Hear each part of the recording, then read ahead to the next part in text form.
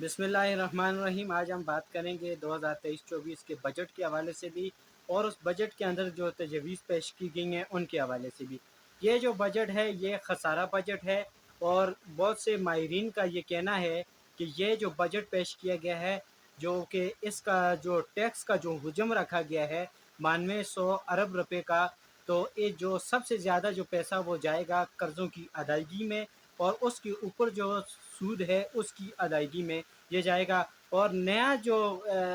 IMF के साथ मुआहदा है वो भी अभी तक जो है वो डेढ़ लाख का शिकार है, और उसके अंदर भी अभी तक कोई पेशरफ्त नहीं हो सकी, और उसके ऊपर डेढ़ लाख बरकरार है। दूसरी तरफ अगर देखा जाए तो IMF के साथ जितने भी जो IMF की शराइत थी वह पाकिस्तान की हुकूमत ने उसे जो है माना है, और उसके ऊपर अमल दरामद भी किया है। और दूसरी तरफ IMF ने यह कहा था कि हमें तमाम ममालिक जो हैं उन्होंने जिनका नाम बताया था कि उनसे यकीन दहानी करवानी होगी, तब हम IMF का जो अगला जो किश्त है, ये जो अगला लोन है वो पाकिस्तान को दिया जाएगा। तो उसके हवाले से पाकिस्तान ने सऊदीया, UAE और चाइना से जो है उसके लिए जो ज़मानत जो दिलवाई थी, उसके बावजूद भी अभी तक जो है IMF ने पाकिस्तान को कर्जे की फरहमी नहीं की, और उसके ऊपर डेढ़ लाख बरकरार है। दूसरी तरफ हुकूमत की जानिब से ये इल्ज़ामात आयद किए जा रहे हैं, ये उनका सियासी बयानिया है या हकीकत है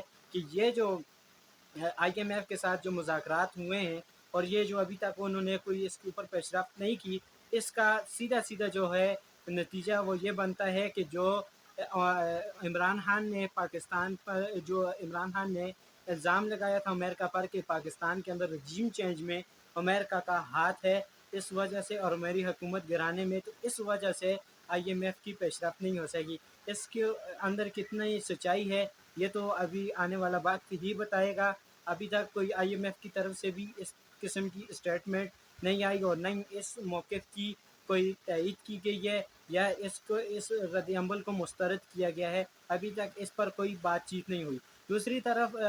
हुकूमत ने जो है बजट पेश किया, ये हुकूमत पाकिस्तान डेमोक्रेटिक मूवमेंट की है, और ये 13 जो इत्तेहादी जमातों ने मिलकर ये बजट पेश किया है, और ये बजट जो है खसारे का बजट है, और बहुत से माहिरीनों के मुताबिक ये खसारा जो है पाकिस्तान को डिफ़ॉल्ट कर सकता है, और पाकिस्तान जो है डिफ़ॉल्ट हो सकता है। अब देखना ये होगा कि ये जो हुजूम रखा गया है टैक्सों का, और बहुत से माहिरीन हैं, माहिर इक़्तिसादियात जो हैं, उन्होंने ये बात को वाज़ेह तौर पर कहा है कि ये जो हुजूम है पाकिस्तान ये हुजूम हासिल नहीं कर सकेगा, क्योंकि ये बहुत ज़्यादा है। तो ये जो टैक्स जो लगाए गए हैं, कई जगह पर ये कस्टम ड्यूटी को ख़त्म किया गया है, कई जगह पर टैक्स ज़्यादा लगाए गए हैं, और साथ साथ ये शराइत भी रखी गई है कि बाहर से जो भी $1,00,000 लेकर आएगा तो उसके बाद उससे पूछ नहीं होगी कि उसकी ज़राए आमदनी क्या है। अब दूसरी तरफ अगर इसका जो हल तलाश किया जाए, अगर IMF के साथ कोई मुज़ाकरात या कोई मामलात तय नहीं पाते, तो फिर हुकूमत के पास अगला क्या ऑप्शन होगा कि वो पाकिस्तान की जो मईशत है उसको किस तरह जो है मजबूत कर सकेगी। तो उसके लिए मेरी नाकस राय के अंदर दो चीज़ें मैं आपके यहाँ ये ऐड करता चाहूँगा। बहुत से जो है बिजनेसमैन उन्होंने ये बात पर जोर दिया है कि देखें, जो भी कंट्री हो, चाहे वो दुनिया की कोई भी कंट्री हो, जिसके अंदर जब तक उसकी एक्सपोर्ट नहीं बढ़ती वो मुल्क तरक्की नहीं करता, और मुल्क की एक्सपोर्ट बढ़ने का जो नतीजा होता है वहाँ की नौजवान नस्ल से काम लेना होता है। बदकिस्मती से आम पाकिस्तानी आज बहुत से हमारे नौजवान यहाँ से बाहर चले गए हैं, बाहर वो अपनी जॉब कर रहे हैं, और अपने घर वालों के लिए जो है वो बाहर के मुल्कों में दिन रात मेहनत कर रहे हैं। वही जो है वो पाकिस्तान के अंदर करते, आज पाकिस्तान को भी फ़ायदा होता है, लेकिन बदकिस्मती से इस रियासत ने जो है उनको कोई अपॉर्चुनिटी नहीं दी जो कि वो काम कर सकें। यहाँ पर बिजनेस फ्लॉप है, यहाँ पर जॉब मिलना बहुत मुश्किल है, यहाँ फाइनेंशियली क्राइसिस हैं, यहाँ पर टैक्स की भरमार है, दूसरी तरफ नौकरियाँ न होने के बराबर हैं, और जॉबलेस लोगों की तादाद में इजाफा होता जा रहा है। तो और इसी के साथ साथ बहुत से जराइम भी बढ़ रहे हैं। तो हुकूमत के पास इस किस्म की कोई हिकमत अमली मौजूद नहीं है कि कैसे हम नौजवानों को फैसिलिटेट करके नौजवानों को की सलाहियतों को बरकार ला कर इस मुल्क के अंदर से जो खसारा है, और ये जो IMF का जो हमारे ऊपर जो है बोझ पड़ा हुआ है, इससे हमारी जान छुड़ाई जा सके। लेकिन हुकूमत के पास इस किस्म की कोई तजवीज़ मौजूद नहीं है। गुज़िश्ता एक प्रेस कॉन्फ्रेंस के दौरान साबिक़ सदर आसिफ अली ज़रदारी ने कहा, کہ ہمیں 50 سالہ معاشی منصوبہ لانا ہوگا. انہوں نے چائنا کی بھی اس کے اندر مثال دی ہے کہ چائنا نے بھی 50 سالہ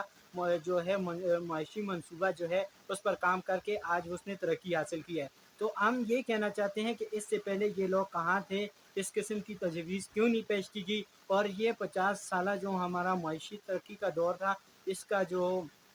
کیا کہتے ہیں, اس کا جو پلان تھا وہ کیوں نہیں کیا گیا, اس کے اوپر ورک کیوں نہیں کیا گیا. بجلی کا شارٹ فال بھی اس کے ساتھ بڑھے گا, بجلی کی قیمتوں میں بھی اضافہ کیا گیا ہے, اور کچھ چیزوں پر جو ہے یہ اس کی قیمتیں کم کی گئی ہیں, جیسے جو ہے اشیاء خردنوش میں گھی کی جو ہے قیمتیں کم کی گئی ہیں, آٹے کی قیمت کم کی گئی ہے, اور باقی ساری چیزوں پر اسی قسم کا ٹیکس موجود ہے اور اتنی ہی مہنگائی ہے. مہنگائی کی شرح اس رواں سال جو ہے بڑھے گی, اور یہ جو ہے ماہرین کا جو ہے یہ کہنا ہے کہ یہ بڑھے گی, لیکن اس کے نتیجے میں اب حکومت کے پاس کیا پالیسی ہے کہ وہ اگر آئی ایم ایف اس کو جو ہے وہ لون نہیں دیتی, اور اس کے ساتھ اب وہ جو سارا کچھ طے پا گیا ہے اس کے باوجود بھی وہ ماننے کو تیار نہیں ہے, تو اس کے لیے حکومت کے پاس کیا اپرچونٹی ہے. تو حکومت کے پاس اپرچونٹی یہ ہے کہ ظاہر ہے کہ پاکستان ایک زرعی ملک ہے, تو ہمیں زراعت کے شعبے کے اندر جدید ٹیکنالوجی سے زراعت کے شعبے کے اندر کام کرنا ہوگا. دوسرا جو آئی ٹی پر اس مرتبہ جو کام ہوا ہے وہ جو ہے خوش آمدید ہے, اور اس کو سراہنا چاہیے کہ آئی ٹی پر بہت زیادہ جو ہے کام کے لیے جو ہے حکومت نے زور دیا ہے. دوسری طرف اس کے لیے بجٹ کے اندر جو ہے پیسے بھی رکھے گئے ہیں, اور جو نوجوان اس کام کو شروع کریں گے تو ان کو بغیر جو ہے سود کے قرضے بھی دیے جائیں گے. تو یہ اقدام خوش آمدید ہے, یہاں تک کہ کہنے کو اگر اس پر عمل درآمد ہوتا ہے تو یہ بڑا کرامت ثابت ہوگا. دوسری طرف پاکستان کو اپنی جو ہے ایکسپورٹ بڑھانی ہوگی, ملک کو انڈسٹریلائز کرنا ہوگا. جتنے بھی بے روزگار نوجوان ہیں ان کو ان کی صلاحیتوں کو بروئے کار لاتے ہوئے یہاں سے جو بڑی بڑی کمپنیاں یہ باہر پیسہ لے کر جاتی ہیں, یہی جو ہے پاکستان کا نوجوان یہاں پر کام کرے اور اسی سے جو پیسہ حاصل ہو تو ملک ترقی کرے گا. اسی طرح ہمارے پاس جو مثال ہے انڈیا کی, جو دنیا کی 5ویں اکانومی بن چکا ہے, لارجسٹ اکانومی کہا جاتا ہے اس کو, تو اس نے بھی معاشی منصوبہ بندی پر کام کیا ہے اور اپنی ایکسپورٹ بڑھائی ہے, جس کی وجہ سے آج وہ ترقی کر رہا ہے. تو ہمیں بھی اپنی ایکسپورٹ بڑھانی ہوگی زرعی شعبے کے اندر, باقی شعبوں کے اندر گاڑیوں کے کو بنانے کا کام بھی ہمیں پاکستان کے اندر شروع کرنا پڑے گا. لگژری گاڑیوں کی یہ دوسری تیسری جتنی گاڑیاں بھی ہیں ہمیں پاکستان سے خود بنانی پڑیں گی, اور دوسرا جو ہے معیاری گاڑیاں بنانی پڑیں گی تاکہ ہم باہر بھی ان کو ایکسپورٹ کر سکیں اور ان کو باہر بھی بیچ سکیں. تو اس کے لیے جو ہے اقدامات کرنے ہوں گے, اور 50 سالہ اب معاشی منصوبہ بندی کا ہونا بہت ضروری ہے پاکستان کے اندر. اگر نہیں ہوگا تو پاکستان کے اندر عوام کا جینا محال ہو جائے گا, اور عوام کبھی بھی یہاں سے جو ہے اب اسٹرگل نہیں کر سکے گی. پاکستان کے لیے بہت بڑے چیلنجز کا سامنا ہوگا, اور نہیں ہم آئی ایم ایف کے اس چنگل سے آزاد ہو سکتے ہیں. اس کی آزادی کے لیے ایک جو ہے معاشی منصوبہ بندی کا ہونا بہت ضروری ہے پاکستان کے اندر.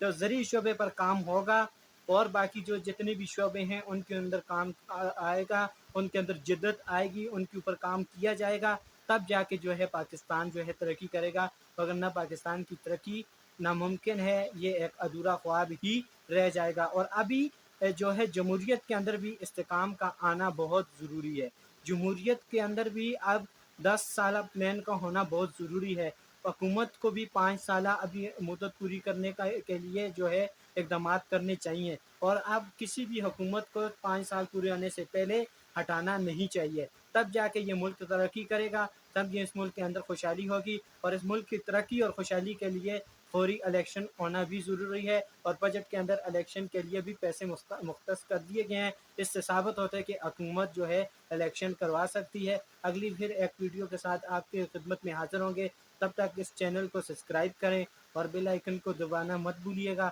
اور اپنا خیال رکھیے گا, اور اپنی تجویز بھی جو بھی ہے وہ جو ہے ان باکس کمنٹ کر کے ہمیں بتا دیجیے گا, تاکہ ہم آنے والی ویڈیو آپ کی رائے پر مبنی جو ہے ایک ویڈیو بنائیں, تاکہ جس سے پاکستان کو فائدہ ہو. بہت بہت شکریہ.